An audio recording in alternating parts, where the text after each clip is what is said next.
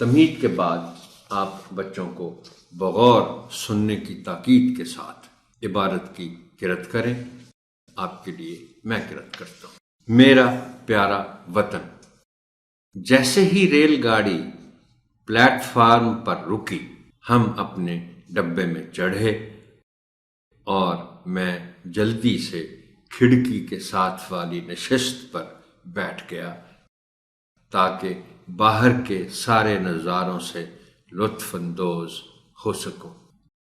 امی جان سامان رکھوا رہی تھیں کہ اتنے میں ایک خوبصورت سرخ و سفید لڑکا اپنی ماں کے ساتھ ڈبے میں داخل ہوا۔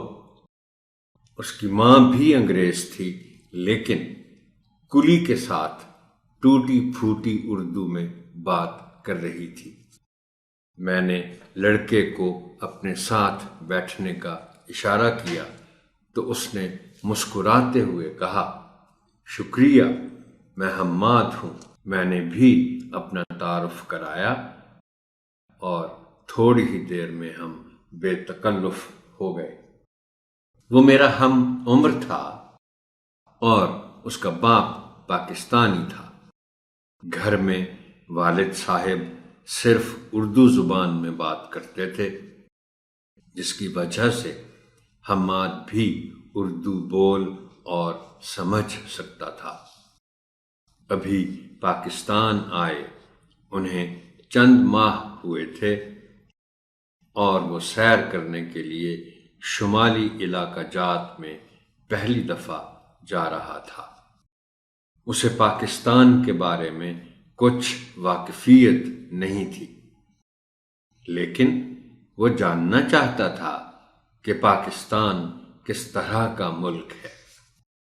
چنانچہ میں نے اسے بتایا کہ میرے ملک کے 4 صوبے ہیں: پنجاب، سندھ، خیبر پختونخوا اور بلوچستان۔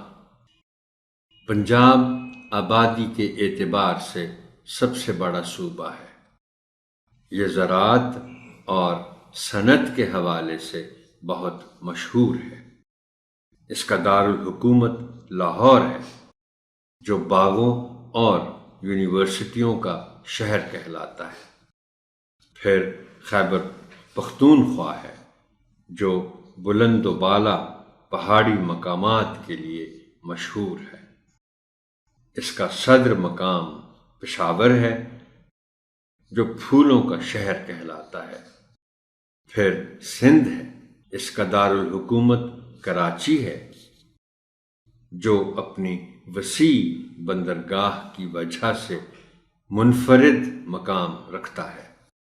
کراچی بھی اپنی صنعتوں کے حوالے سے مشہور ہے۔ بلوچستان اس کا چوتھا صوبہ ہے، جس کا دارالحکومت کوئٹہ ہے۔ یہ اپنے پھلوں کی وجہ سے بہت مشہور ہے۔ بلوچستان میں بڑے بڑے پہاڑی سلسلے ہیں، جو اپنی معدنیات کی وجہ سے مشہور ہیں۔ پاکستان کا دارالحکومت اسلام آباد ہے، جو بہت خوبصورت شہر ہے۔ پاکستان کے شمالی پہاڑی علاقہ جات اپنی خوبصورت وادیوں، نظاروں، موسموں، آبشاروں، پھلوں اور پھولوں کے لیے بے مثال ہے۔ ان میں مری، سوات، ایبٹ آباد، آزاد کشمیر اور گلگت بلتستان کے علاقے شامل ہیں۔ محکمہ سیاحت ان علاقوں میں آمد و رفت کو آسان بنانے اور ان کی خوبصورتی قائم رکھنے کا بندوبست کرتا ہے۔ سیاحوں کے قیام و طعام کے بہت اچھے انتظامات ہیں۔ ناران، کاغان، جھیل سیف الملوک، شوگراں، لال آزار، ایوبیہ، نتھیا گلی، بالا کوٹ، وادی نیلم وغیرہ جیسے دلکش نظارے دل موہ لیتے ہیں۔ دریائے نیلم اور دریائے سوات کے کنارے پر بیٹھ کر کھانے پینے کا مزہ ہی کچھ اور ہے۔